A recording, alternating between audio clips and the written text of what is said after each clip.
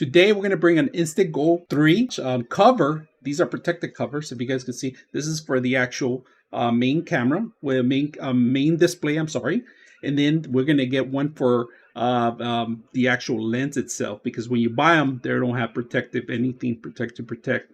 So it's very intuitive to set it up. Very simple. Follow the steps 1, 2, and 3, and then the sticker, and then the wipes. They even give you the wipes here. So very simple, easy to use. So we're going to go ahead and install one and clean it up as much as we can. So let's go ahead and do that. Right, we're going to start with one. This is alcohol moist, little tiny petite little towel. Do that one. Clean it as much as possible. Then we're going to start with this one too. This goes back one, so I'm going to go ahead and remove that. And then if you want, you could just lift this up to fit it even better. Just clean it as much as you can with this. And we got to protect the cover here. I think we have a little smudge there, but it's in the corner. It doesn't matter.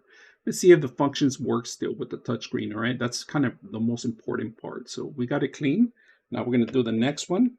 Both of them have been replaced. Very simple. Remove any particles. Now let's see if it works with the actual unit itself. So let's go ahead and turn it on, crank it up. We're going to see if the touchscreen works, all right?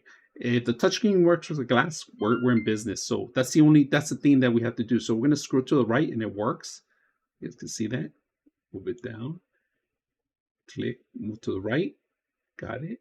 Move down. Got it. Move up. Got it. So it's working very well, even with the actual protected glass. Very simple, easy to use. I hope you guys enjoyed the video.